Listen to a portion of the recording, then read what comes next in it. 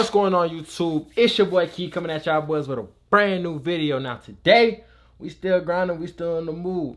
Make sure y'all like, comment, and subscribe. Let's go ahead and check out this video. Rap's wildest diss tracks. Diss tracks are one of the most powerful weapons in the rap game that can change the industry overnight. Their deadly potential has been proven time and time again, most recently with Kendrick's chart-topping hit, Not Like Us, that tore an artist that many previously thought was untouchable into pieces. But before we talk about Kendrick's method of obliterating Drake, let's first reflect back to a few diss tracks that left their opponents straight up looking stupid.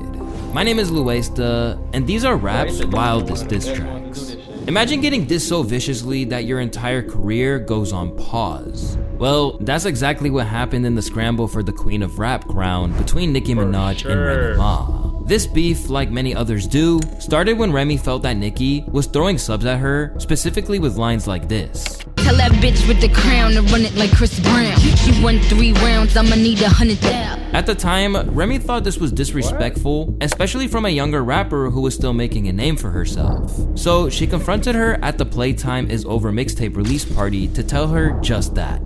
She had put out a freestyle, kind of like she was going at me. So I pulled up to her mixtape release by myself, pulled her to the side, and I spit her whole rhyme to her, like, yo, why would you do that? Like, you don't gotta do that. Like, yo, I listen to you, I fuck with you. Like, you'll get so much further. Like, especially if I'm like, people that's talented don't have to do that. I mean, you'll get so much further just, you know, keeping it a stack than trying to like come at me like just shitting. So like, I invited her to my birthday party. She came through with her peoples, whatever, and then I got locked up. So while I was locked up, you know, we had left on a good note. And when I came home, same thing. When I came home, she reached out, called my phone, we chopped it up, we had a long conversation. Like, I could show you, like, if people was to see the text messages that I still have that we was having, like, they wouldn't even believe that it went bad. Like, in and out of jail for crimes like shooting a friend in the colon over a missing $3,000, the door was left wide open for Nicki to become rap's next big female artist. And although she was seen respecting, like, I came up, like, I was like, Nicki came out like, what was that, 2011, 2012, so I was like 9, 10 years old. But it was just like, that's just what it was. I never knew Remy was like that one before her. I never knew that. Remy in clips like this. Free Remy. Shout out to all of the girls. Once Remy got out, she got wind that Nicki was showing a lot less love behind the scenes.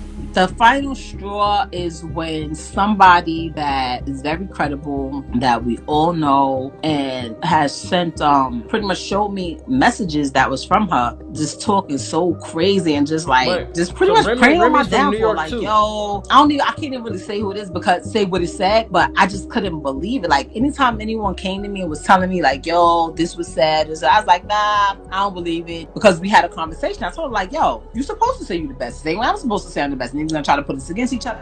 And she didn't believe her apprentice would do something so sinister until she saw it for herself. When I saw it with my own eyes, I'm like, damn, how you hate on me? Or like, how could you try to wish bad on me? This beef reached a whole other level upon the release of Sheether, a track where Remy borrowed the name and beat from Nas's infamous Jay-Z diss in an attempt to clap back at the cowardly hate. And even though we explored this song in a video on rap's most embarrassing beefs that I'll link at the end of this one, it doesn't take away from the level of savage Remy reached in this diss track. In 2017, she came at Nicki hard with some of the hardest bars she had ever received, starting with digs at her cheap BBL implants. Now I don't think I understand how bad her ass got. The implants that she had put in her ass pop. But this was the least of the personal jabs she threw at Nicki, as she accused her of getting lyrics from her ex and even took shots at her certified PDF file brother in true Kendrick fashion. But you wanna know what's crazy, bro? If that's true that her brother really is a PDF file, and then she is I won't say he's a PDF file, but he's on the offenders list. It's crazy. Guess who supports a child molester? Nicki Minaj. How you spend money to support a pedophile? Being the first real pushback in her rise to the top, Nicki's career was effectively put on pause. While fans and critics awaited a response, experienced insiders like The Locks warned her of a hasty reply. Like, if I was on Nicki's team, though, with that just being said, I'm just saying she got to use the approach of two different things. Like, how much you got to lose before you want to say you want to go to war? Because Remy's going to bring you to war. Right. So if you decide to go down that alley, you're going to have to be prepared to do that a lot. She going to go hard, Remy. I don't think she could win this, so I think it'd be smarter to fall back. Ultimately, Nicki took the advice of her hip-hop mentors and sat this one out. And rather than engaging with this beef, she effectively put the beef on pause and went on a hiatus to let things cool off. This went on for years, with nothing more than vague subliminals back and forth until 2020, where Nicki went all in on her song No Frauds. In the collaboration with Drake and Wayne, the single featured a verse by Nicki dedicated entirely to her frenemy Remy, even referencing her 2008 legal case. What type of bum bitch shoot a friend over a rat? What type of mother leave her one son over a stack? She then really sealed the deal when she accused Remy of using a ghostwriter on Sheether, who was none other than her then husband, Papoose. Tried to drop another one, you was itching to scrap. You exposed your ghostwriter, now you wish you was scrap. That's when the battle went quiet, and for 3 years, not a single word was said. Suddenly, Remy came out to express her dissatisfaction with the situation as a whole, rather than continuing the fight. It just bothers me that this record that I put out, where it's literally picking apart a female, went so viral and every, man, media ain't outlet. nobody trying to hear this. I don't know who wrote this up for you, who on your PR team told you that this was a good move and that this is what you should say. I don't want to hear it though. You feel me? If you gonna beef, we gonna beef and we gonna beef it out. You know what I'm saying? Let her throw in the flag, not you. This is crazy. But at the same time, I do support that, you know what I'm saying? They trying to, I don't know if she's trying to squash the beef, but, and that's one thing that's so crazy, because it's like, it's a sport. Like, it's like basketball. Like, who's better, LeBron or Jordan? Who's the best? Kobe, LeBron, Jordan. Who's the best? And it's just like, y'all could shake up and be cool, but when it's wartime, it's wartime. She gotta get it. So talk about it and pick it up. I feel like we could have did that same thing, working together. That's a fact. Y'all could have made way more money. I would have liked it so much better that way. Ever since this feud, Remy's career has yet to come back alight the way it had back then. This led some people to speculate whether she was paid to try to take Nicki down in the first place. While it may not have amounted to any significant shift, Sheether proved the power of the diss track, even against the biggest upcoming artists. And when it comes to taking down unstoppable foes in a painful, belittling manner, there's a little track in 1996 that remains unmatched in its viciousness. To this day, almost no rap compares to the golden standard set by Tupac's Hit 'Em Up. The track, which many hip-hop purists consider to be the recipe for the perfect lyrical roast, literally kicks off with this hook. That's why I fucked your bitch, you fat motherfucker. This shit was iconic, bro. Beloved by even Biggie fans to this day, this track was disrespectful on a whole other level, going as far as to wish death on the entire Bad Boy crew. For anyone who doesn't know the long-standing beef between Pac and Biggie, just know that the two used to actually be close back in the day. And at one point, they were like any other pair of friends. They met while they were both on the verge of becoming extremely huge artists, and Biggie was even known to have slept on Tupac's couch from time to time. And while there were some minor clashes between Tupac and Biggie, their first major fallout occurred when they were set to collaborate on a project for another rapper who goes by the name of Lil Sean. And it was here where all of their problems came to light. On November 30th, 1994, Tupac arrived at the Quad recording studios in Times Square. As he prepared to go upstairs to meet Biggie and Diddy, he was ambushed in the lobby and shot 5 times, as reported by the New York Times. Amazingly, Tupac survived the attack, but suspected Biggie's involvement. There were plenty of reasons for why he believed this, with one example being that B.I.G. released a song titled Who Shot Ya shortly after this occurred. Who shot ya? Separate the weak from the opsa. Leap the creek in Brooklyn Street. Yeah, although Biggie would deny that the track was targeting Pac, and Puffy insisted that they showed Tupac nothing but love and concern, Shakur felt that the track's release confirmed Biggie's involvement in the incident, and became a turning point in their transition from friends to enemies. In an interview with Vibe, he clearly stated his opinion. Even if that song ain't about me, you should be like, I'm not putting that out because he might think it's about him. Feeling betrayed by his former best friend, Pac clapped back on Hit 'Em Up, even referencing the shooting as he made this declaration. 5 shots couldn't drop me. I took it and smiled. Now I'm about to set the record straight. Once the track dropped, complete with allegations that Pac had smashed Biggie's wife, Faith Evans, the Notorious B.I.G. was rightfully furious. And to give you some perspective on how big this song was, it was released 30 years ago and still managed to reach 700 million views on YouTube today. In an interview about the moment that it dropped, New York rapper Charlie Baltimore remembers the reaction from Biggie and Bad Boy when they first heard the song. It was somebody's video shoot, I don't remember whose, and you know, Puff was there, and I just remember, you know, Puff coming out. I think we pulled up, Puff came out, he was like, real somber looking, you know, and he was like, yo, I gotta play this record. And that's the first time, you know, we heard Hit 'Em Up. The whole mood just changed. You know, a video shoot's supposed to be upbeat, happy, whatever. And Big is just like, are you fucking serious right now? Like, seriously, this is what we doing? Like, Hit 'Em Up quickly became a staple of the East versus West Coast rivalry that gripped 90s hip-hop, destroying any hope for peace. Even Pac's friend and label mate Snoop Dogg was weary of this. Even when he played Hit 'Em Up the song, I didn't like the song. Did you feel like it was too much? I didn't like it. Right. I didn't like the shit. Like, it wasn't like the shit to me.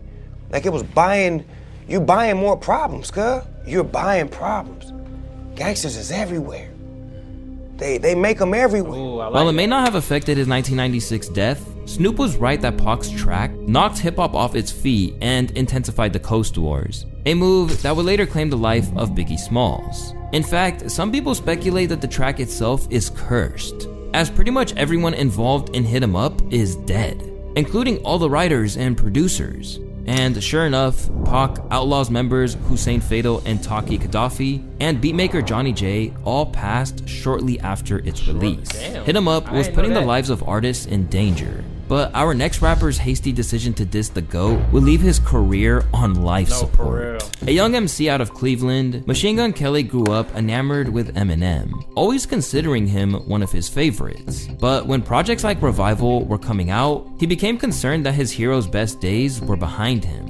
What I think of the Marshall Mathers LP too, I'm scared to listen to it because that's my idol. I feel like he said all he has to say, you know what I'm saying? So of course I'm gonna love anything he does. I would hope people would be the same with me. But have I listened to it? No. Am I scared to listen to it? Yes. Do I want to listen to it? I wanted to listen to it the second I even heard he was recording it, but I'm like scared to make that step, like, because I don't ever want to look at my idol like.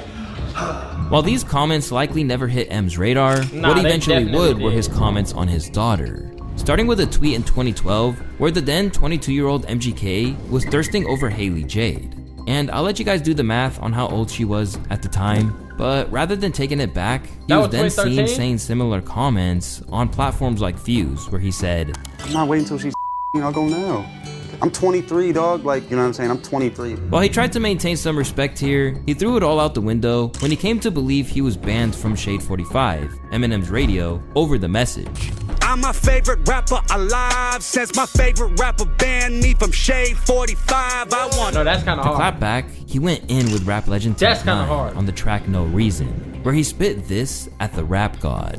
I pop cherries and pop stars and popsicles is not hard. Popped in on the top charts at the cop card, so remind y'all you just rap, you not God. Up until this point, I ain't M gonna had lie, let that shit was trash. It was trash.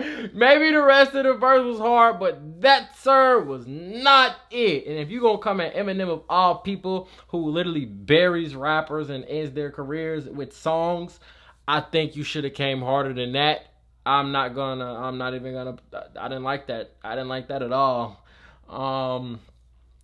But we just gonna have to see what Eminem had to say next, because I don't remember the storyline of their beef. Slide. But once MGK expressed his frustration with M on the mic, it was time to get back. On Kamikaze's Not Alike, Slim had some fresh bars to serve. But next time you don't gotta use Tech 9 if you wanna come at me with a submachine gun. And I'm talking to you, but you already know who the fuck you are, Kelly. Now, it may seem out of fields for Eminem to give a guy like MGK the time of day, but he later explains exactly what pushed him to the edge. Just for the record, the thing that was going on that he was saying about my daughter, I didn't even know about that until literally a year and a half later. It never hit my radar. The reason I dissed him is actually a lot more petty than that. The reason that I dissed him is because he got on, first he said that I'm the greatest rapper alive since my favorite rapper banned me from Shade 45 or whatever he said, right? Like I'm trying to hinder his career. So I don't give a fuck about your career. You think I actually fucking think about you? You know how many rappers that are better than you? Now I'm in this fucking weird thing because I'm like, I gotta answer this motherfucker. As irrelevant as people say I am in hip hop, I make them bigger by getting into this thing where I'm like, I wanna destroy him, but I also don't wanna make him bigger. MGK was blindsided by these scornful remarks from his hero, and he decided to get his revenge with the release of Rap Devil, the diss that nobody expected. Somebody grab him some clippers. Beard is weird. Tough talk from a rapper paying millions for security a year. Shockingly, MGK went at M in a compelling way, dogging everything from his facial hair to his age to the fact that he always sounds mad in his newer songs. It was a bold move that got him a lot of props. See, this is better than the last one. Hold on, MGK, you're not supposed to be coming like this. What's going on? Who put this devil juice in your water?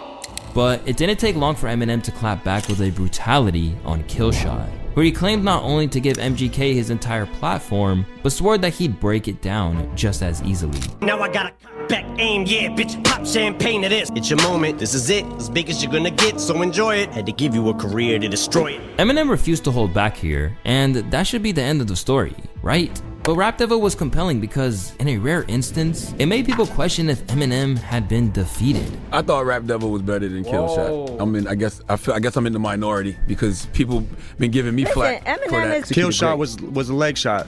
Rap Devil, we're talking about facts. You want to talk about man buns? Answer the facts.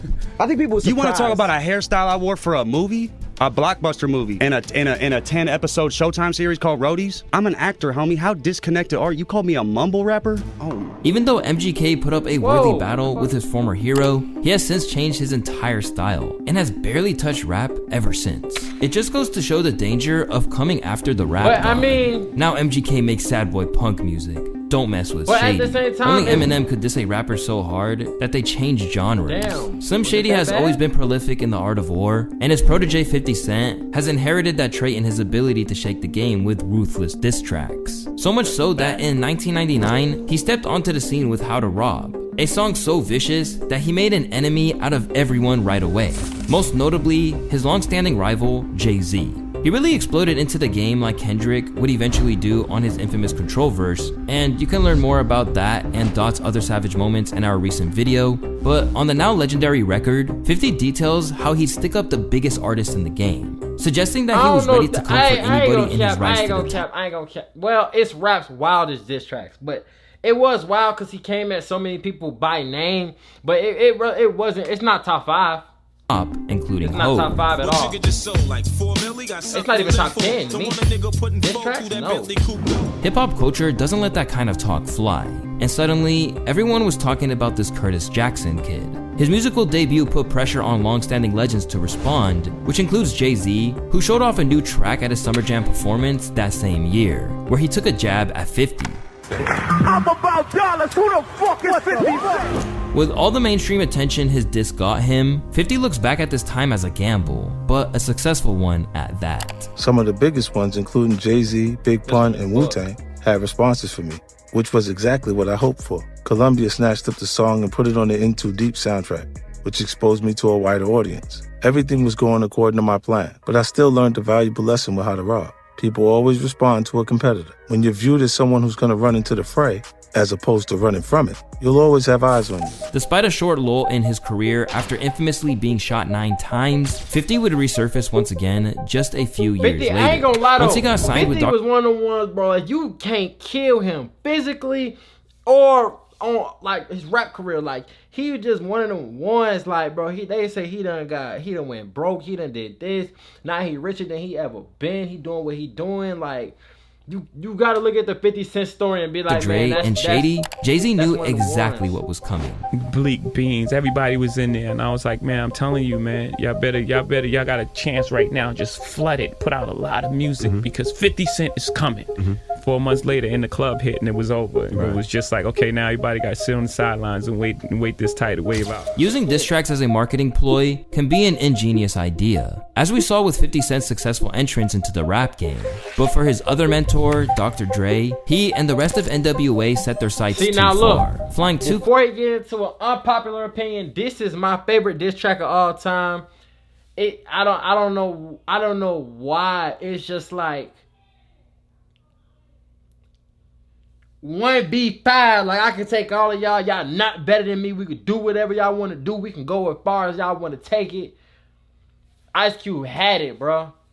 Close to the sun like Icarus, and feeling the burn of a simply superior spitter. Literally, in the late simply 90s, superior. Ice Cube was one of NWA's greatest assets, even ghostwriting for Eazy-E and Dr. Dre. But after a financial dispute, he split to fly solo while the other artists moved forward as a trio. Hurt by his departure, the group attempted to undermine him with a few lines off of 100 Miles and Runnin', and continued to refer to the former member as infamous traitor Benedict Arnold. For them to diss me on their EP, 100 Miles and Running, I kind of threw a little jab with Jacking for Beats at the end. And then they came with another, like, a couple little disses. I said, okay, man, I'm tired of this. You know what I mean? I'm going to end this real quick, or we're going to set it all the way off. So that's when I wrote No Vaseline, recorded it. I put it on that Cinderfella track, you know what I mean? That Dana Dane track, Cinderfella. You know, we flipped it, and it became a smash. Hey, yo, Drake, stick to producing, calling me on the butt. You Benedict, Eazy-E saw your ass and went in it quick. They were beaten into submission to such an extent that DJ Yella admitted they couldn't even be mad about it, which might be cap. That's the thing about it. Nobody really got mad. Like, okay, he got us on that one. That's all. I even told Cube this a couple of months ago. I said, you got us. Right. You know, that's it. Given the sheer savagery in some of Ice Cube's lines, I feel like he's probably telling the truth. I feel like it was one of them burns. It's like a Not Like Us. Like, it has that effect. Like, it's like a, oh shit, like, we can't just go in there and say anything. Like, if you gonna come back, you gotta come back with a headshot, because if you don't, it's gonna make his diss just way bigger than it already is. So you might as well just stay silent. It seemed like making amends with his former group was completely off the table. I mean, it literally killed one of the most famous groups in hip-hop, as they were never heard from again after this diss tore them apart in a matter of minutes. But what would eventually restore their bonds was time, of course, and their collaboration on a documentary of their career. At that point, the older and more mature men could let things go. When we got back together, it's like, really, we didn't even talk about it. It wasn't like we was in a room like, man, you said this, and nah, but you said that. We just didn't talk about it. It's just nobody talked about it. It was like, yo, let's get back together and do this. It's like a family argument with everybody throwing stuff, fighting, and then the next day, it's like we all going out to kick it or something, nobody mentioning the day before. So that's how it went down. We just never really tripped But you gotta think about it, even bro. though things have been You gotta patched think up. about it. Like, even like jokingly they didn't talk about it. You gotta think about it. That nigga got them, bro. Like, killed them. Like, what are y'all gonna do? What are y'all gonna say? Like, it's best to just stay silent and stay out the way, cause boy. Between them all, Ice Cube remains proud of No Vaseline as the king of all disses, and rightfully so. One-on-One will never beat me against 4, plus Jerry Heller. Murdered the track, killed the group, game over. However, if we're talking about game over, nothing compares to what Kendrick's Not Like Us did to his rivalry with Drake. Fight is over. Oh, we landed at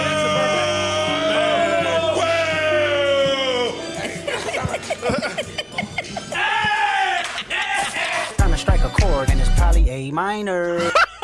Stop it! Who is that? No! This nigga black. Oh my God, he got the hopscotch. Certified lover boy, certified pedophile. That move, y'all the liar. He a fan, he a Oh my God, oh my God, no. bro, he just said that like a cartoon character when they, bro, no. Bro. He a fan, he a Oh my God, oh my God, no. Bro. Not Like Us was Kendrick Lamar's third official diss track towards Drake in their ongoing feud that spanned for nearly a decade. It's just a whole nother dynamic. I can't see myself going bar for bar with Drake. You know, we're two different type of artists. You dig what I'm You saying? eat Drake. I've argued that in many a circle. Now, there have been countless videos made about this beef and how it came to surface that are nearly 2 to 3 hours long. So I won't go into detail on how their beef started. Instead, for this section, I want to focus solely on the effect that Not Like Us had, as it was easily the biggest diss track to emerge from the battle. And when it comes to Not Like Us, you could really break it down into 3 layers. The track itself, the performance Kendrick did with the song at the Kendrick Friends pop-out show, and the music video, as they're all essential in understanding just how badly it really fucked up Drake. For one, the beat was produced by DJ Mustard, a famous LA producer who worked with the likes of Roddy Ricch, YG, Drake himself, among others, and claimed that it only took 30 minutes to produce the beat. It took me approximately 30 minutes to make that beat, and 5, I didn't know he was gonna gas that beat like that. And that's it. This is important because during their beef, Kendrick didn't take the fact that Drake was disrespecting the West Coast lightly at all. With Drake buying Tupac's ring, using AI voices of Pac and Snoop on his tailor-made freestyle diss, as well as claiming Kendrick doesn't do anything for his hometown of Compton. You just acting like an activist, it's make-believe. Don't even go back to your hood and plant no money tree. Kendrick wanted to make it very clear that he was going all in on the West Coast vibe. Oh, so y'all ain't gonna let nobody disrespect the West Coast, huh? Oh, y'all ain't gonna let nobody mock and imitate our legends, huh? Some fans even felt that Kendrick took Draco the Ruler's flow for his song, which is did. a well-known West Coast. Ooh! Bro! But look though, this is the thing that I will say. Even if that is true, he did it so well, it's like he paying homage. That's the difference. It's not like he just stealing it and it's like, F you, I'm better than you, I'm gonna take it, and this is what it is. That's what Drake has done, and that's what Drake does, and we've seen it many a times. XXXTentacion and many other different people, he's stolen their flow and made a song with it, not showing them no love. That, the way that he did that, artist who passed away in 2021. But while that's all speculation, what wasn't was the lyrics to the song. Throughout the duration of the track, Kendrick delivers a powerful and scathing critique of Drake. From calling out his crew members like Party Next Door for doing drugs, to questioning Drake's friend Baka Not Nice for having a quote-unquote weird case. Baka's got a weird case. Why is he around? Why is he around? Look at him. He looks so happy. He looks so happy to see Drake. Bro, they probably got some internal issues, but he looks so happy to see that. Bro, this is crazy. Along with calling him a colonizer for his slavery bars and using Atlanta artists for a quick cash grab. Once upon a time, all of us was in chains. Homie still double down, calling us some slaves. You run to Atlanta when you need a few dollars. No, you not a colleague, you a fucking colonizer. Every single bar in the song can be dissected and tied into something that has such a deeper meaning. In one bar, Kendrick even brings up a forgotten story that led people to thinking the legendary Nardwuar was giving him secret information behind the scenes. Fuck no Wayne girl while he was in jail, that's conniving. Then get his face tatted like a bitch of pop. Wait, hold on. He's talking about Wayne now? Did I miss that? Conniving. Oh, his girl? What the fuck? The drama. You know who's giving him all this fucking information? It's Nardwuar. Oh, it's fucking it has to be Nardwuar. Like a Nardwuar. The song is filled with crazy subliminals that tie crazily into each other. For example, the John Stockton line. In the beginning of the track, Kendrick makes a reference to passing a body like John Stockton, which, if you didn't know, is an NBA legend who played point guard for the Utah Jazz. What's interesting is that Stockton spent a large portion of his career playing alongside Karl Malone, which explains how he, quote, passed the body. However, it can also have to do with Malone being notoriously known for impregnating a girl who was 5 years below the age of 18 in 1983, when Malone was 20 years old. This plays into the overall narrative that Kendrick was trying to create in his Whoa. He said 5 years below 18. That means Shawty was 13. He was 20. Prison. What the fuck? With Drake, as he aimed to paint the Six God as a certified PDF file for his strange connection to minors over the years. Any nigga talk to him and they in love, just make sure you hide your little sister from him. To top it all off, later in the track, Kendrick mentions that he has 10 diss tracks in stock, hence completing the stock 10 reference. There are tons of other things I can mention about the track's lyrics, and these are really just tipping the iceberg. Then, on Juneteenth, Kendrick decided to take it a step further. Being that it was on Juneteenth, many thought that Kendrick was sending a subliminal message to Drake being a colonizer when he had a special concert where he performed all of the diss tracks aside from Meet the Grams, and it was insane. The pop-out featured tons of LA artists and celebrities ranging from YG, Black Hippie, Roddy Ricch, DeMar DeRozan, Westbrook, and many more made appearances. But But the most diabolical part of this concert was that Kendrick performed Not Like Us not once, not twice, not 3 times, but a total of 6 times. Bro really had an entire stadium calling him a predator. Why you pulling like a bitch, ain't you? Trying to strike a chord, and it's probably... I ain't gonna lie. I don't want to do it, but I might have to give it to him. This might be the best diss track of all time. And not only is it a diss track, bro, you could play this in the club and everybody gonna turn up. Like, bro, I don't know. I want to say No Vaseline. I want to stand on it so bad, but every time it gets brought up, it's like there's something deeper that gets uncovered, and it's like, God damn, how could you be this meticulous with your words? How? I might have to give it to him, bro. I actually went to this concert myself, and I'm telling you guys, the energy in the building was just something you cannot describe.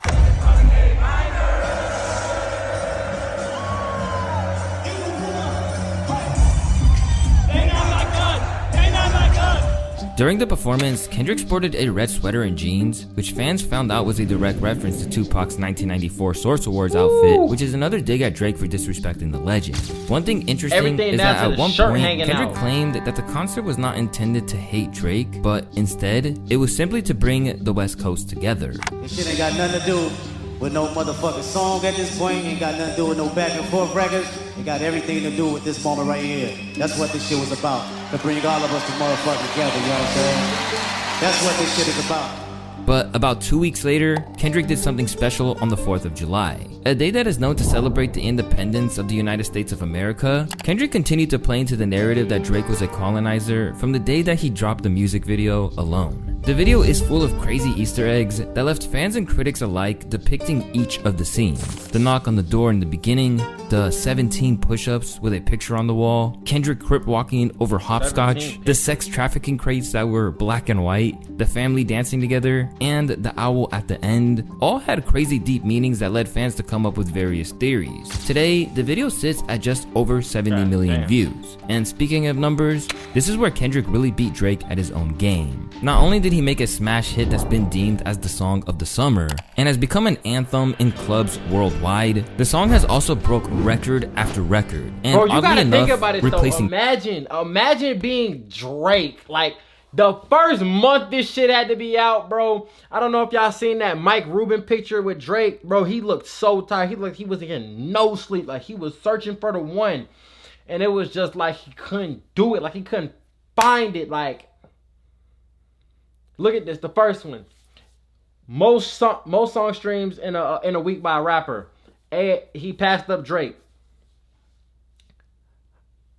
Biggest streaming day in Spotify history, passed up Drake and Lil Baby. Fastest rap song of 500 million streams, past Drake's God Plan. Not only did he destroy Drake, but he crushed not every single, but he crushed a majority of Drake's highlights of his career, of his accomplishments, crushed by a song that's dissing you. Bro, this one of the ones we gotta set that celebrity boxing Drake match. song. I don't On his care response if track, Drake dropped some absolute mid that's not even worth discussing, as he mainly played defense the entire time, as well as accusing Kendrick of the same old accusations that no one believes. To make matters worse, he then followed this up with a Hey There Delilah remix, and man, it was so bad. This is not real, bro. This is not real. Walk on Delilah, no, I'm late cause there's bad traffic. Drake. No, it's real.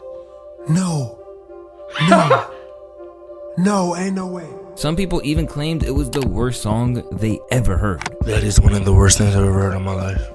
That is actually one of the worst things I've ever heard in my life, my nigga. So yeah, Not Like Us was insane. Quite possibly the best diss track of all time.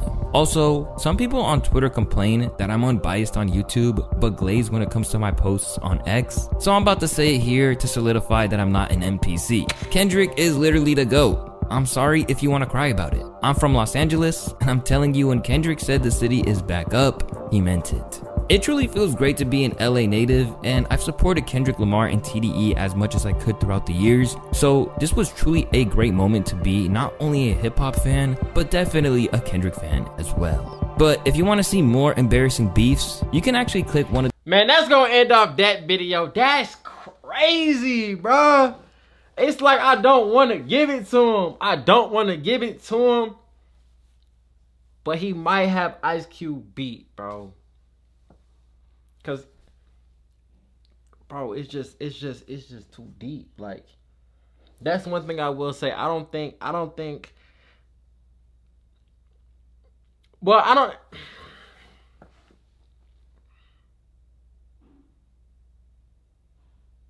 It's the complexity of it. It's the complexity of Not Like Us that makes it so much deeper, and it being deeper makes it like, damn, I'm gonna give it to him. I'm fine with myself. I don't want to do it, but he might have the best diss song of all time. And with that being said, man, it's your boy Key checking in, checking out. Let me know what y'all felt about this video. Make sure y'all like, comment, and subscribe. Man, we gone.